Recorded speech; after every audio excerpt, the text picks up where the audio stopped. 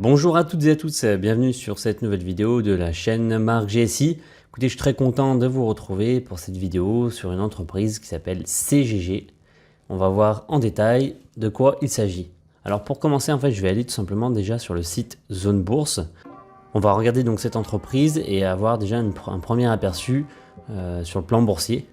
Donc voilà, si je me mets sur le max, on voit que c'est une entreprise qui a été quand même cotée très cher il y a encore quelques années et qui a connu une vraie descente aux enfers, on peut le dire, ces dernières années. Cette entreprise CGG, elle est donc spécialisée dans le domaine.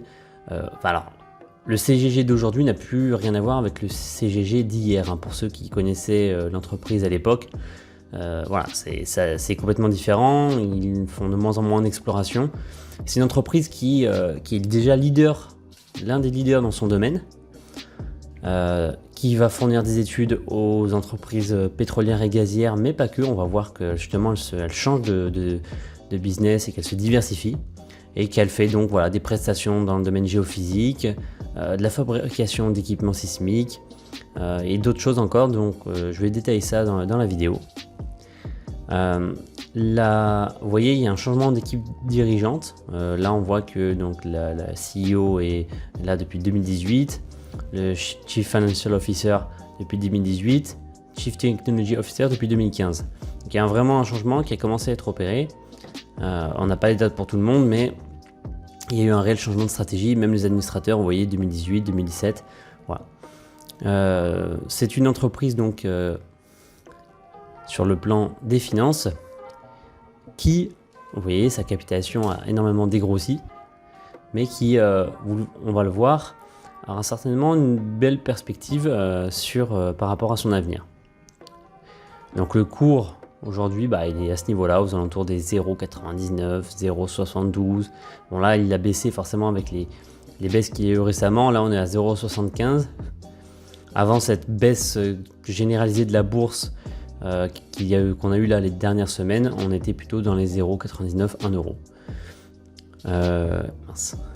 Donc ça, c'est le compte de résultat de la société qui, bon là il y a eu la crise Covid, mais on voit qu'il est globalement en réaugmentation avec l'augmentation des marges.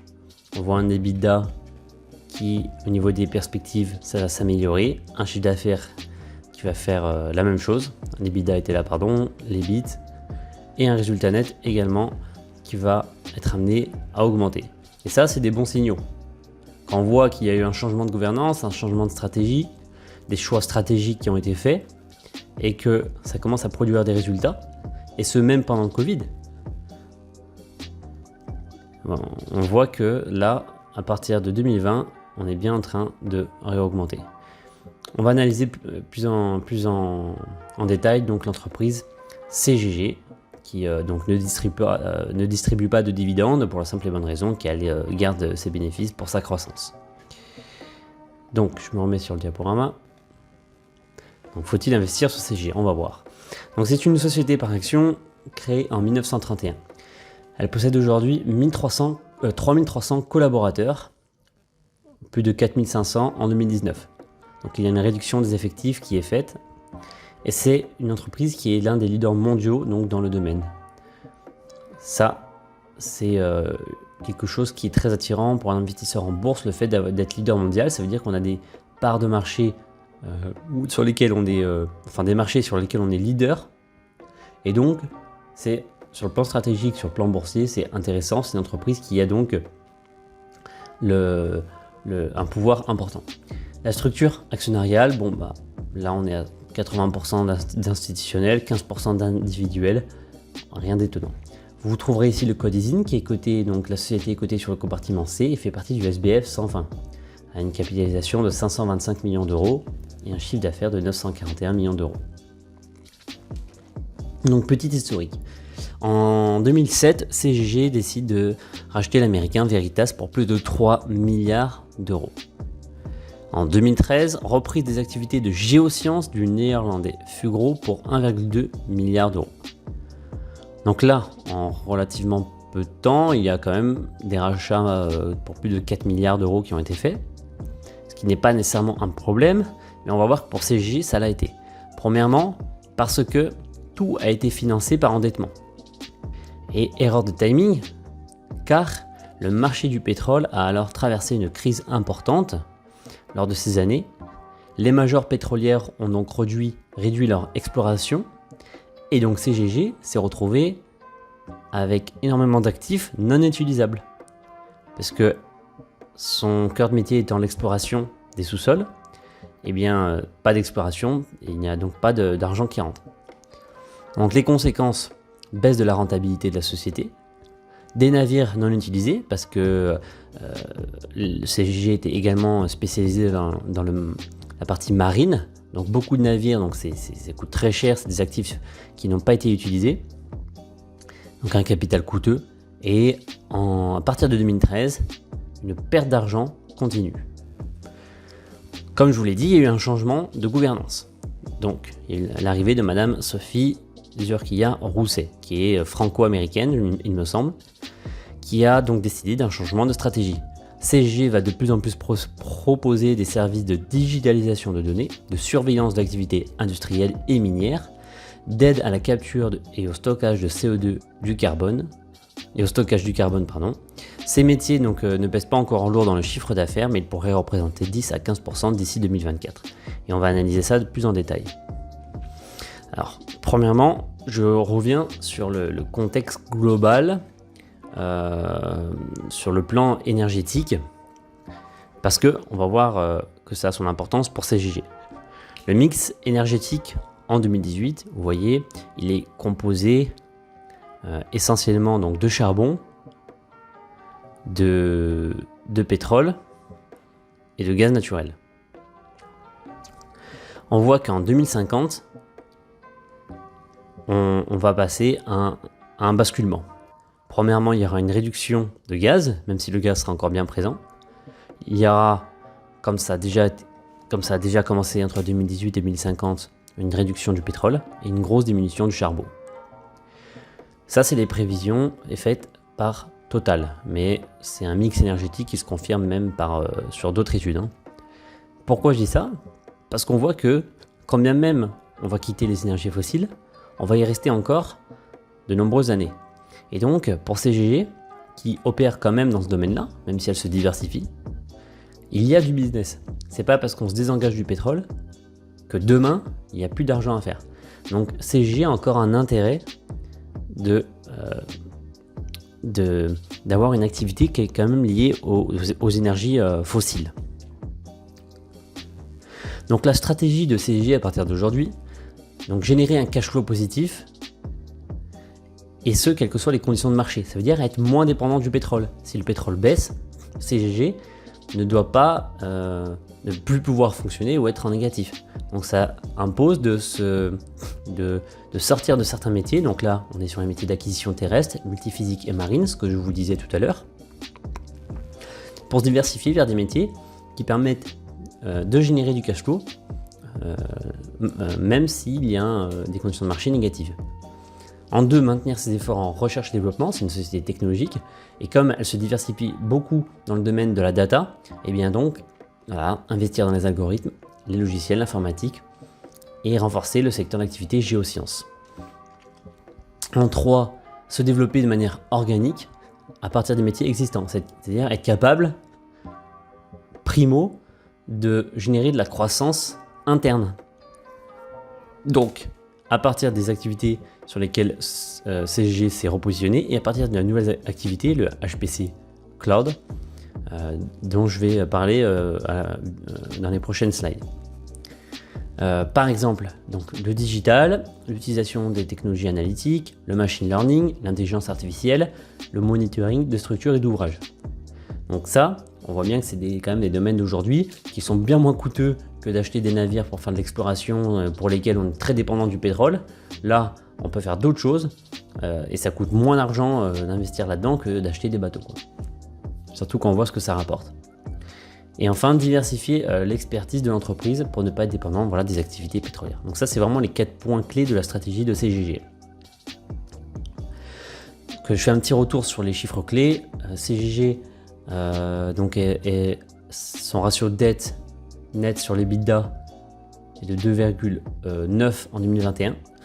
Et pour information, en 2000, je crois que c'était en 2018 peut-être, ou 2019, le ratio était de 7.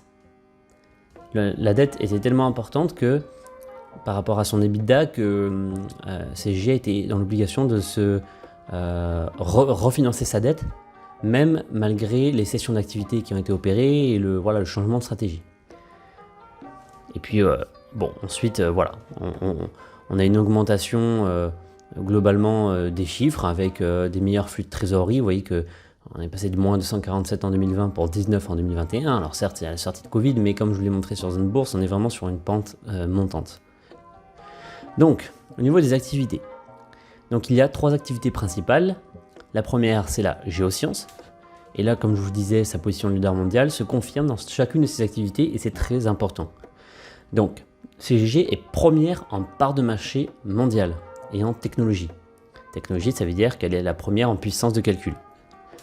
Vous voyez ici, c'est la puissance, la computing power. CGG est la première puissance de calcul, je crois, mondiale. On est à 300 pétaflops en 2022. C'est considérable.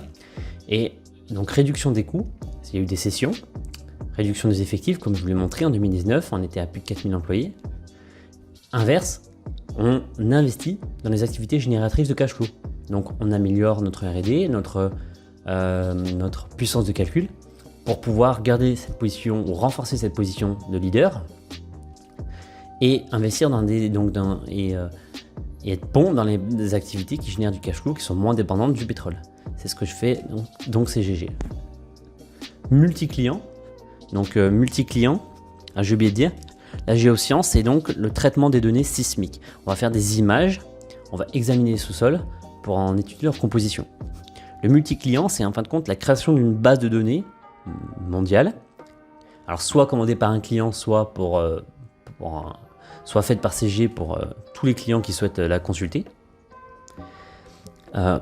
Et c'est une banque cette base de données, c'est une banque d'images. Donc CGG sur ce plan-là est première en technologie et possède 25% de la part de marché mondiale. Donc c'est considérable, vous imaginez, un quart de la part de marché mondiale. C'est pour ça que je dis que CGG est bien positionné. Le multi-client, ça ressemble à ça. Là, on a la mer de Barents, alors je ne sais pas comment ça se prononce, qui est au nord donc, des pays nordiques. Et là, on voit par exemple au Brésil une examination des sols. On voit bien là, multi-client, où on a des images permettant d'étudier la composition, de voir les différences de matière dans la profondeur des sols. Vous voyez ? Donc ça ressemble à ça le multi-client. Et enfin les équipements, donc c'est des capteurs, c'est des solutions numériques embarquées, où CGG est à la fois, donc là pour l'instant CGG a 3 activités, sur les 3, les premières en technologie. En part de marché mondial, 46%, c'est considérable. L'équipement, c'est quoi? C'est des capteurs permettant de monitorer des structures. Par exemple des ponts. Il y a eu plein de problèmes, vous voyez, de ponts en France, mais en Italie aussi. Et là, on va monitorer les ponts dans le domaine de la défense, des solutions numériques embarquées. Donc, par exemple, je ne sais pas moi, le Rafale, c'est un avion qui, grâce à ses capteurs, est capable de lui-même dire sur quelle partie on doit faire sa maintenance, sur quel composant on doit faire des maintenances. Le CGG peut potentiellement avoir, grâce à ces solutions numériques embarquées, du business à faire. Une nouvelle activité va rentrer en 2022, c'est le HPC et Cloud. Alors je reviendrai dessus, mais ça c'est une activité vraiment liée à la puissance de calcul et bien sûr au cloud. Donc ça va que la dirigeante de la société était l'ancienne dirigeante de cette activité chez Atos, donc elle connaît bien. Et si elle le ramène dans la société, c'est que ça va générer beaucoup de cash flow. Donc ça c'est une nouvelle activité de 2022. Le cloud va être un nouveau service qu'elle va apporter et qui aura son importance. Donc le CA par activité, c'est 33% pour Géosciences, 29% pour le multi-client et 38% pour l'équipement. En termes de diversification géographique, on est assez bien réparti. Un quart en Asie, un quart en Amérique latine, plus d'un quart en Europe, Afrique et Moyen-Orient, et 15%, enfin 16%, alors plus d'un quart, oui, 37% en Europe, Afrique, Moyen-Orient et 7% en Amérique du Nord. Donc, les nouvelles opportunités pour CGG, qu'est-ce que c'est? sur le plan, comme ils appellent ça, la Terre. En fait, c'est créer une base de données considérable, un portefeuille considérable de l'examination des sols, des ressources naturelles, fait par un système de données et par de la taxonomie. Sur la partie de la transition énergétique, développer des activités géothermiques et le captage de CO2. Ensuite, monitoring et observation. Donc, vous voyez, on va faire on va surveiller et observer des structures sur le plan de la santé des structures, comme je vous le disais, les ponts par exemple. Utiliser des capteurs, des observations terrestres, l'observation environnementale qui va aussi servir à la science. Donc il y a vraiment de grosses opportunités et assez très variées. Et de la digital science. Donc là, on est vraiment sur la data transformation, de l'intelligence artificielle, du machine learning, du cloud, du HPC. Voilà, il y a là encore, c'est l'avenir, c'est ce domaine-là. Donc il y a vraiment du business qui s'offre à CGG, et je vous dis, ceux qui connaissaient CGG à l'époque, ça n'a plus rien à voir. Là, on est sur des activités qui coûtent moins cher, on va dire, que d'acheter des navires, et qui vont rapporter tout autant, voire plus de cash flow. Donc c'est clé pour une entreprise de ce type. Donc en conclusion, CGG possède de bonnes perspectives long terme, parce qu'elle a réussi à bien se restructurer et à créer un avenir intéressant. Il y a une très bonne gestion de la part de la nouvelle équipe dirigeante. Voilà, la nouvelle gouvernance qui a été mise en place gère bien l'entreprise, a su réorienter l'entreprise et a su la mettre sur de bons rails. Ça, c'est très important, hein. Ça sert à rien d'investir dans une entreprise qui a des résultats performants si l'équipe est désastreuse, parce que dans quelques mois ou années, cette entreprise s'écroulerait. Donc la base de la base, c'est déjà le business, le domaine d'activité et la gouvernance d'entreprise. Les tendances actuelles montrent une augmentation du chiffre d'affaires, de la marge dans chacune des activités de la société et une capitalisation boursière qui devrait donc augmenter dans les prochaines années. Les activités sont de plus en plus décorrélées du pétrole et diversifiées. Donc elles sont moins soumises à une éventuelle baisse des cours du pétrole et elles sont également moins coûteuses en capital et elles sont génératrices de cash flow. Donc là, moi c'est ce que j'aime entendre, hein. On est moins dépendant de quelque chose, on est plus diversifié, on génère du cash flow, donc voilà. J'ai oublié de mettre que c'est une entreprise qui est leader mondial, mais attention, CGG est un achat spéculatif. Pourquoi? Déjà le secteur est quand même compliqué. C'est une société qui revient entre guillemets de loin, et donc il faut comme elle s'est renforcée sur un domaine très technologique, il faut qu'elle continue à investir. Donc il y a du potentiel, mais attention, c'est un achat, voilà, ayez bien ça à l'esprit, c'est un achat spéculatif. Donc il y a un fort potentiel de gain, ça c'est clair et net, mais il y a aussi un risque qui est élevé. Voilà, donc cette vidéo est un peu différente, j'ai essayé de montrer CGG sous un peu un prisme différent, on est moins sur le plan boursier pur, mais vraiment pour expliquer le nouveau business de l'entreprise et en quoi il y a du potentiel. Comment elle fonctionne, quel est son cœur de métier, quelles sont ses activités, et en même temps, on a pu quand même voir quelques chiffres. Si je retourne sur Zone Bourse, juste pour terminer cette vidéo, déjà sur le plan donc, de la dette, vous voyez, alors là on était en 2017, on était à un ratio à 7, il y a vraiment une réduction de la dette, et là en 2024, si la situation se confirme, on sera à un ratio de 1. Donc il y a vraiment une dette qui sera maîtrisée. Et si je vais voir sur le cours boursier à 5 ans, on voit que c'est une société qui baissait, mais qui a, pendant le Covid, réussi à... Alors là, elle a commencé à réussir à sortir la tête de l'eau. Il y a eu le Covid. Bon, vous voyez, c'est une société qui est encore assez cyclique là maintenant, mais qui devrait pouvoir s'en sortir de mieux en mieux par rapport aux chiffres que j'ai montrés précédemment et son changement de business.